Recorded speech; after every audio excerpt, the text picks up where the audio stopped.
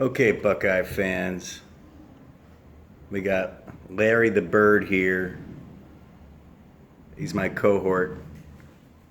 Larry the Bird. Yeah, he's named after Larry Bird. That's right. But we are here to talk about the shocking, unbelievable game that we witnessed on Saturday. I'm not going to rehash too many of the stats. I want to talk more about the implications, but let's just talk about a couple of the numbers here. Michigan had the number one rated defense going into this. What? I know. I'll get to it. I will. Don't worry. He wants to make sure I talk about Dwayne Haskins. Um, but the number one rated defense, right? They only giving up 122 passing yards per game. And they were number one rated defense by quite a long shot for the entire year. Ohio State, as we know, were struggling. They were on pace to be the worst defense maybe in school history, giving up big play after big play. It was difficult to watch. There was one game where our starting linebackers had 0 tackles. It was very, very difficult to watch. But they did show flashes from time to time. I did saw a stat that in third down percentage conversion, Ohio State, I think, was 10th in the nation. I mean, how about that for a bit of a shocking stat? So our defense did show flashes from time to time, but we just gave up so many big plays. We're just coming off that Maryland debacle where we pulled that one out of our ass. And Michigan had everything aligned for them, everything. And there wasn't a single solitary pundit that I read, heard, or saw that predicted Ohio State to win the game. Not a single one, not even Lou Holtz, who loves Ohio State. Predicted Ohio State was going to lose that game. So, even I, that the best optimism I could come up with was maybe what if, you never know in a big rivalry game. This rivalry has produced some wacky results. In 2006, no one saw that big high-scoring affair. Same thing with 2013. We've seen a lot of strange things happen in this rivalry. And so, part of me was thinking, maybe, you never know. But that was the limit of my optimism. And I was mentally preparing myself for a defeat. Didn't want it to happen, of course. I was rooting my butt off for it not to happen. But I was mentally preparing myself for it to happen. And I bet most Buckeye fans were doing the same. And what happened? I mean, it was the most shocking Ohio State-Michigan result, I think, of our lifetime. I mean, 1996 when we blew it, 14-9 when we were number 2 and ranked by 17, that was pretty shocking. But nothing like this, where we just blow the doors off of the number 1 ranked defense when we were underdogs and win by with 20. But it was worse than that. Make no mistake. I mean, they had 19 points going into the third quarter, and one of those was a complete gift at the end of the first half. A complete gift. And no. And I have a little bit of a confession to make. I actually didn't get to watch the game live. I was traveling and had to listen to it on the radio. And when I watched it on YouTube a couple hours later, I was shocked at how thorough the domination was at every stage of the game. I mean, we got pressure on Patterson consistently. They broke a couple of runs of 15 to 25 yards here and there, but by and large, they averaged not very many yards per rush, and didn't even get hurt. They didn't even get a single hurry on Haskins, not even a single hurry, let alone a sack. This is the number 1 defense, and our game plan was perfect. We exposed some weak links, and it was a master plan. I mean, that's the way it was described by Joel Klatt of Fox Sports. It was a master plan. I mean, and the watershed moment that it was for Jim Harbaugh in Michigan cannot be understated. I mean, this game is going to leave one hell of a mark. One hell of a mark. I mean, Tommy Boy's got nothing on the mark that this thing is going to leave on Harbaugh, the Michigan fans, the Michigan psyche, the recruiting. This is going to be one of those games that should have a nickname. The drive, the fumble. I mean, maybe we should call this thing the debacle, because I don't know how Michigan really overcomes us psychologically. It was an embarrassment and a humiliation of epic proportions, and it was beautiful to watch. I mean, it was one of the most gratifying Ohio State-Michigan games I've ever seen. I mean, the 2002 was great, but that was a nail-biter. 2006, of course, was unbelievable, but that was a nail-biter. I mean, this is just thorough domination out of left field that no one predicted except Larry. He predicted the score. So what does this mean for Michigan? I mean, I honestly don't know. If I were Michigan, I would be ready to pull my hair out, and some of the fan reactions are over the top. And can you blame them? I mean, if not now, when is often the question that's being asked. If you can't beat Ohio State now when you had the stars aligned, I mean, you had the quarterback that you wanted, Ole Miss transfer, all SEC. Oh, praise Shea Pat Patterson. Harbaugh has no more ready-made excuses. In 2015, he had, it was his first year, and Ohio State was stacked, to be understood. 2016, he had the spot and the boo-hoo, and he was bitterly disappointed and throwing his headsets everywhere and his playbook and getting 15-yard penalties and complaining about the calls like a baby. But, so he had that excuse. And last year, it was all about quarterback injuries and not having a quarterback. And this year, what excuses do you have now? And all those previous games were closer than this one was. You have the players that you want. You had the revenge tour, all the motivation that you could have. You have the best defense in the country. You have Dr. Blitz, Mr. Guru, Bill Belichick of the NCAA as your defensive coordinator.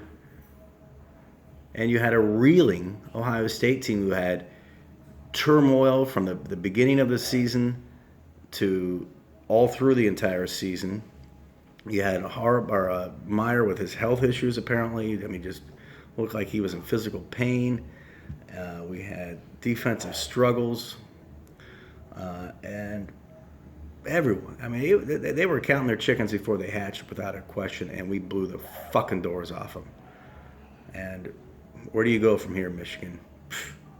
I don't know. Nowhere good. I wouldn't want to be you. I can tell you that right now. It sucks to be you right now. And I have some advice for you.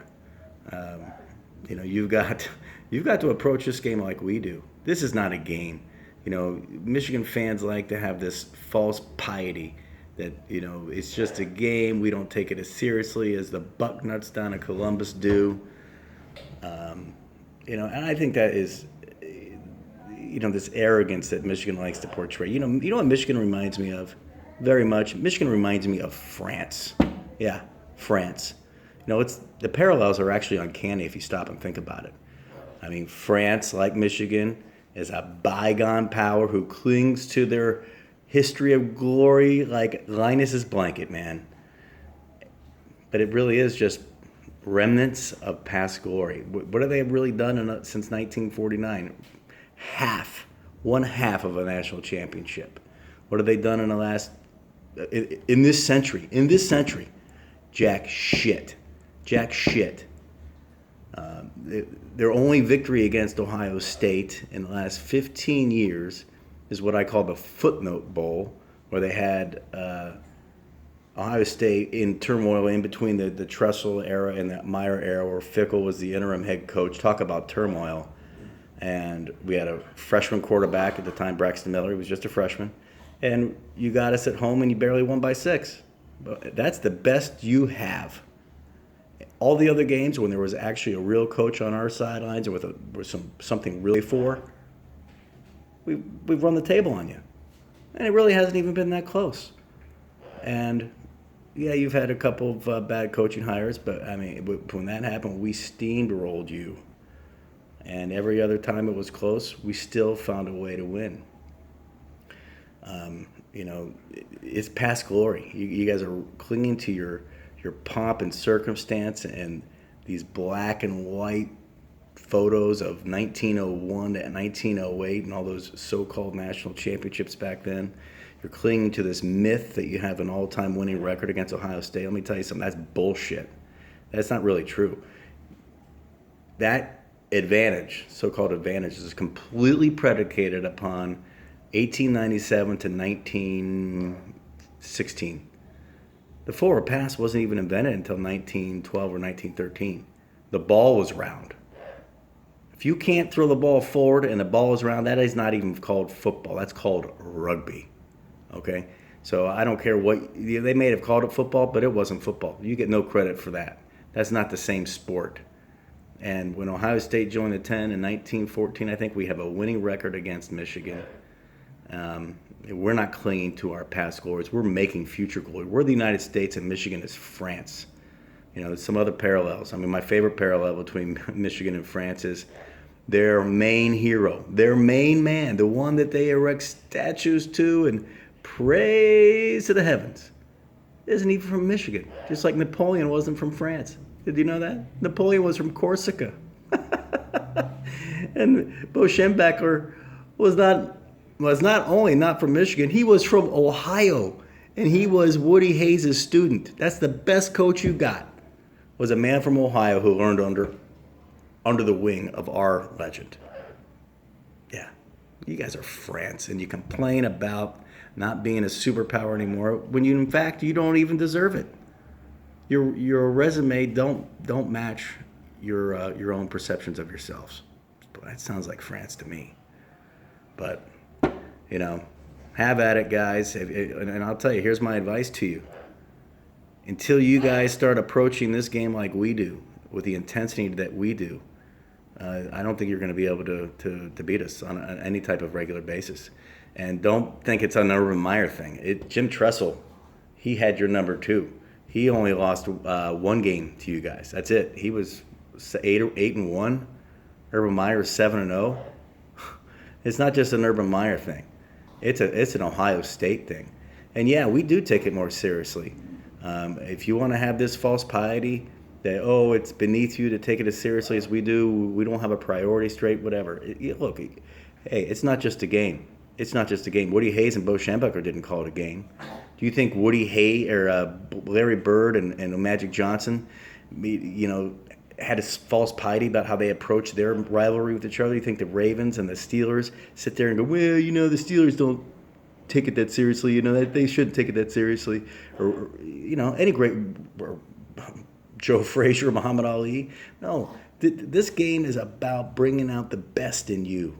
This game is a barometer of manhood. You ever notice that we don't have an award, like a lot of these other Big Ten teams have? The Oaken Bucket and the Paul Bunyan's Brown Jug and the Brown Axe or whatever the stupid fucking shit is. I malaprop that on purpose. We don't have that for Ohio State, Michigan. We don't need it. It's irrelevant because we know it's at stake. It's called manhood, bragging rights. That's what's at stake. And there's nothing to be taken lightly there. This is what proves how good you are. The things that are required to win a game against someone who's supposed to be your equal and someone who's supposed to bring their absolute 110% for 60 full minutes is going to test how good you are. And you're going to have to bring every good quality. You're going to have to bring sacrifice, determination, will, trust in teammates, love for teammates. And that is something that, those are those building blocks of not just a game, but of a life. And that's our approach to it. That's not your approach, apparently. And Jim Harbaugh, I just don't think he's the answer, folks. I mean, that guy is 2 steps away from being in a mental ward. Just look at the guy. Look at his eyes. He can get away with that shit if he wins. He can be called eccentric. But now he's just a fucking loon. And there's something off about that guy. And the reality is, we're superior to you, Michigan. I mean, you tick off the categories during the month, but since the forward pass has been illegal. Okay, what we now call football. We got more national championships. We got more NFL players. We got more All-Americans. We got more weeks at number 1 in the AP poll. We have more weeks total in the AP poll. I think we're very close in the Big Ten championship list. Almost every more Heisman Trophy winners. And the Heisman Trophy winners that you have are from Ohio, by the way, you fucks. And look, it ain't going to end. It ain't gonna end. You guys want to cling to your the supposed French superiority bullshit? Hey, it's a new era, baby. We're talking stuff. Your victories that you have. I mean, the people were at those games who witnessed Gettysburg. Okay, you got to step up with the times. Stop being France. Start being like us. Start trying to be like the United States, like we are. We conquering the future, not clinging to the past. Until you do that, and really approach this game the way we do, as something that's bigger than a game, we're gonna keep stomping your ass into itty bitty bits, and we're not gonna have any mercy. None. Zero. Zilch. We're coming, baby. There will be no pity. There will be no mercy, ever. Ever. No way. Right, Larry? Right. He wouldn't have mercy on Magic Johnson. No way. So, until that happens, Michigan fans, you ain't got a prayer. You're going to get more of this shit. And this shit's going to leave a mark. Don't even see you guys recover. You better go start seeing your therapist. Big time. Go see your therapist and see if you can't fit some solutions. But the doctor right here is giving you some free advice. Take this shit like we take it, and maybe you'll have a chance. But until then, no chance, and no pity.